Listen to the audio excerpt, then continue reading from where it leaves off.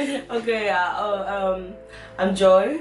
I'm 28 years old. I'm from Cameroon, and I moved to Germany 2 years ago. I've had an interesting lifestyle in Cameroon. Like, I've not grown up with my mom from when I was a baby. I grew up with my auntie, and she's been moving all around Cameroon.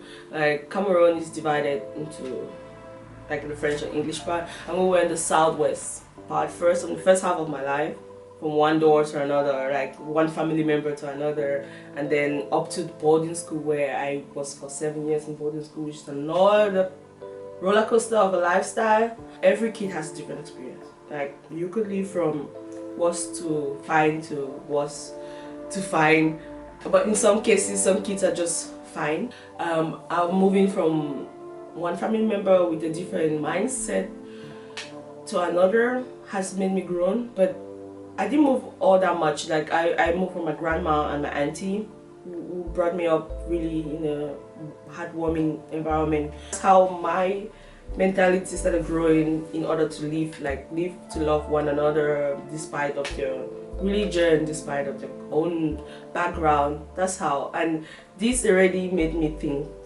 has changed my perspective about community, about, I would say, culture, because in Cameroon we have different cultures. I had to accept that there were some kids that were really spoiled. I had to look away from that and not compare myself. And then when I moved to bachelor's, I was living alone, and it was not a surprise to me anymore. It was really okay. I think I even embraced it better. I was in the northwest of Cameroon, in a city called Bali, or in a village called Bali, and we had some crisis like in the country. It did disrupt my education, but it didn't disrupt my dreams. So I had to move from one city to another to fend for like opportunities like internship or getting a job, because I needed to do a master program, and I was wondering where the finances would come from, and I had to fetch for opportunities. In boarding school I was not that outspoken, but in bachelor's I learned to be outspoken because of my engagement in universities. And I was the only girl in a class of petroleum engineers. I was the only girl out of 13, and I took the roles of class rep, student representatives, uni president. So this already made me a really outgoing person. It changed my way of seeing the world, talking to people, not being scared of people. And then I fetched for like scholarship programs for my master's here in Germany, which was like the toughest investigation, I would say, because I was always on the internet searching for stuff. I had no clue where to look, where to find, and I always share my dreams. So I'm passionate to my mom. She's like, "You're not built for this place, you need to go somewhere else." And then I always planned to leave. Like, Germany was not originally my first option. It was always the US for some reason. And I tried the US, but it was so impossible to get to the US. It's so hard to get a visa. However, my plan to leave the country regardless of any place, I started first of all in building and getting all the requirements I needed, because I needed to do it for myself. My mom tried her best to support me financially where she could. But that was not enough. I needed to find that I had all the right documents, passport, certificates, everything, and this is like tough in Cameroon to get all this. You need time.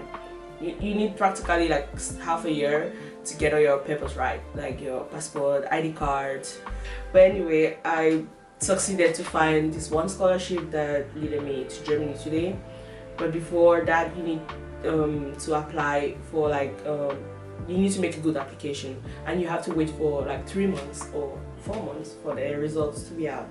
And that's what made me, that's like when I got the yes, I had to prepare the necessary things to travel to Germany, like find a university too, because the conditions for scholarship is getting a university, preparing yourself mentally to learn the language as well. The moment I was in the airport and I had to say bye, the last look I had was my brothers, and it wasn't pleasant. It was like I should go back, but I had a wider dream. I needed to leave the country, because I needed to find a bigger opportunity for myself, and that was the goal. So I had to remind myself, point and okay, I'm doing this for the family, I'm doing this for me, because I'm not from money, you know.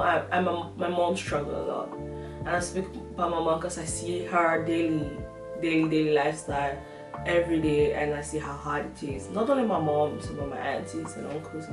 So I think that was the biggest motivation. But then leaving them is also hard, and it's been 2 years, almost 3 years. I haven't seen them yet. So yeah, that's the hardest part.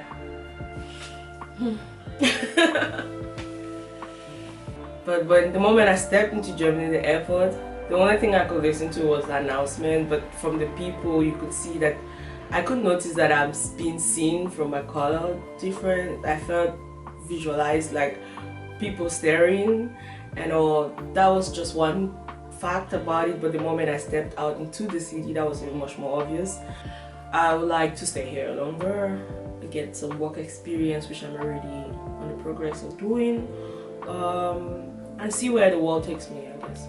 I'm just a free bird. My dream is to travel a lot. But now that I feel like, now that I accept who I am, like I'm more open to leaving my hair like this and not feel shy because of what other people might think. Yeah. I think I just attract people who love my hair instead. Period. Yeah.